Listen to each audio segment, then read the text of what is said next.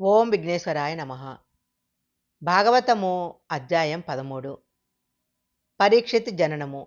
ఇది జరిగిన తర్వాత కృష్ణ పరమాత్మ కాలము బలవత్తరమైన స్వరూపాన్ని గురించి వివరించి చెప్పి పాండవులకు, కుంతీదేవికి, ద్రౌపదీదేవికి ఉపశాంతి కలిగించారు. తరువాత ఇక నేను ద్వారకా నగరానికి బయలుదేరతాను అని కృష్ణ పరమాత్మ రథం ఎక్కి బయలుదేరుతున్నారు. ఆ సమయంలో కృష్ణుడిని విడిచిపెట్టి ఉండలేక ధర్మరాజాదులు అందరూ కూడా ఆయనను స్తోత్రం చేసి బెంగబెట్టుకొని దీనవదనాలతో నిలబడ్డారు. ఆ సమయంలో ఉత్తర పెద్ద ఏడుపు ఏడుస్తూ పరిగెత్తుకుంటూ కృష్ణుడున్న రథం దగ్గరికి వచ్చింది. వచ్చి రథం దగ్గర ఉన్న కృష్ణ పరమాత్మ పాదాల మీద పడిపోయింది. అప్పటికి ఉత్తర గర్భంతో ఉంది. అభిమన్యుడు మరణించాడు. ఉత్తర కృష్ణుని చూసి, కృష్ణ, నాకేదో తెలియటం లేదు, కానీ ఏదో దివ్యమైన తేజస్సు ఒకటి వచ్చేసింది. ఒక ఇనుప బాణం ఏదో వచ్చేస్తుంది. చిత్రమేమిటంటే అది బయటికి కనపడటం లేదు. నా కడుపులోకి ప్రవేశిస్తుంది. అమ్మను కాబట్టి నాకు తెలుస్తుంది.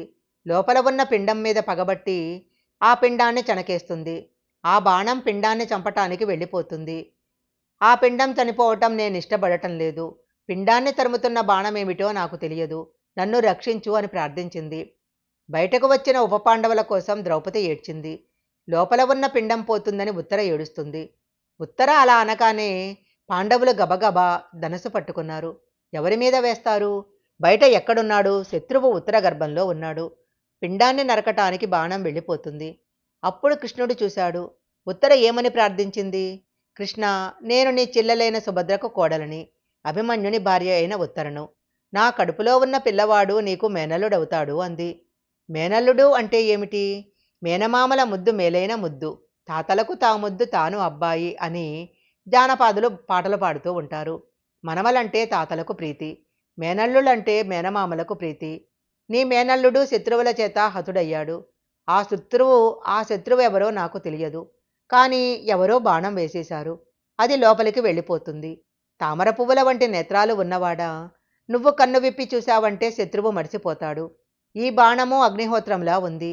ఆ బాధ ఏమిటో నాకు తెలుస్తుంది. బయట ఉన్న వాళ్లకు ఏమి తెలుస్తుంది? కడుపులో ఉన్న పిండాన్ని రక్షించవా కృష్ణ అని శరణాగతి చేసింది. గాంధీవాన్ని ధరించిన అర్జునుడున్నాడు.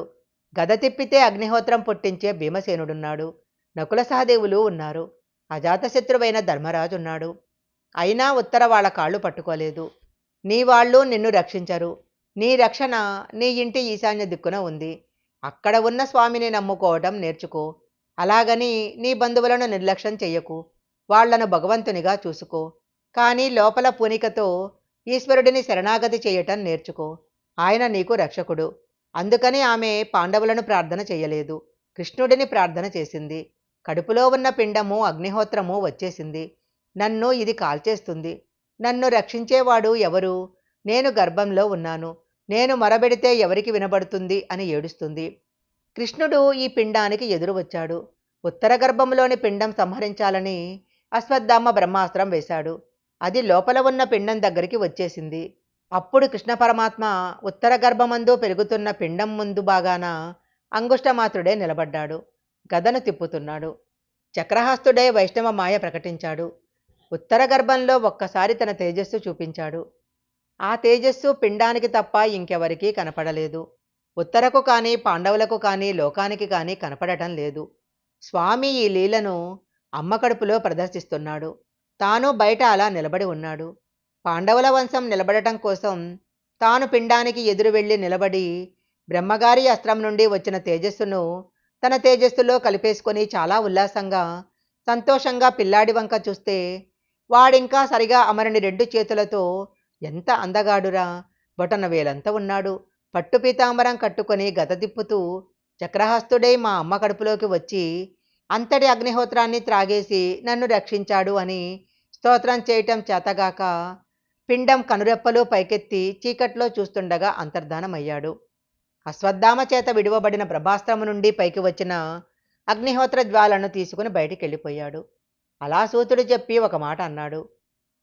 ఈ మాట చిత్రంగా ఉందా, అలా ఎలా పుచ్చుకుంటాడు అని అనుకుంటున్నారా? మీకు నేను ముందే చెప్పాను. స్వామి 22 అవతారాలలో ఆవిర్భవించాడు. అవి అన్నీ శాశ్వత స్వరూపుడైన నారాయణునిలో నుంచి వచ్చినవే. నారాయణుని నాభీకమలంలో నుంచి బ్రహ్మగారు వచ్చారు. లో నుంచి వచ్చిన తేజస్సును ఎందులో నుంచి వచ్చాడో అందులోని వాడు పుచ్చేసుకోవటం పెద్ద గొప్ప కాదు. ఆ విధంగా తేజస్సును పుచ్చేసుకున్నాడు. ఆ పనిని పాండవులు చేయలేరు, కృష్ణుడు చేశాడు. ఇప్పుడు మనం జరిగిన సంఘటనలు అనుసంధానం చేసుకోవాలి. ద్రోణాచార్యుల వారి కుమారుడైన అశ్వత్థామను రథం మీద నుంచి దింపగానే వారిని చంపేయాల్సిందిగా కృష్ణుడు సలహా ఇచ్చాడు. అర్జునుడు వెంటనే అశ్వత్థామను చంపేసి ఉంటే వీనికి నేను 18 అధ్యాయాలు గీత చెప్పినా ధర్మం అంటే ఏమిటో అర్థం కాలేదు. కాబట్టి నేను ఉత్తర గర్భంలో ఉన్న పిండాన్ని రక్షించాల్సిన అవసరం లేదు అని అనుకుని ఉండేవాడు. తాను చెప్పినా అర్జునుడు అశ్వత్థామను చంపలేదు. ఈ ధర్మాన్ని కృష్ణుడు తన దృష్టిలో పెట్టుకున్నాడు. ధర్మో రక్షిత రక్షిత, ధర్మమే ఈశ్వరుడు. ధర్మాన్ని పాటించిన వాడిని తాను రక్షించాలి. ఇప్పుడు ఎవరూ రక్షించలేని రీతిలో రక్షించాడు. ఇలాంటి రక్షణ ఒక్క ఈశ్వరుడు మాత్రమే చేయగలడు, కృష్ణుడు మాత్రమే చేయగలడు. అలాంటి కృష్ణ పరమాత్మను నమ్ముకున్న వారికి తమ కోరికలు తీరవన్న అనుమానం పెట్టుకోవలసిన అవసరం లేదు. అలా అనుమానం పెట్టుకున్న వారిని మార్చగలిగిన వాడు ప్రపంచంలో లేడు. ఉత్తర వెంటనే పొంగిపోయి సంతోషంతో నా కడుపులో ఉన్న అగ్నిహోత్రం చల్లారిపోయింది, నా పిండం రక్షింపబడింది, పాండవ వంశం రక్షింపబడింది అని పొంగిపోయింది. శ్రీకృష్ణ పరమాత్మ రక్షణ వలన ఉత్తర గర్భమందు జన్మించినవాడు పరీక్షిత్తు. ధర్మరాజు గారు ఆ పిల్లవానికి విష్ణురాతుడు అని పేరు పెట్టారు. కానీ ఆయనను ఎవరూ విష్ణురాతుడు అని పిలవరు, పరీక్షిత్తు అని పిలుస్తారు. భాగవతము 13వ అధ్యాయం సంపూర్ణం.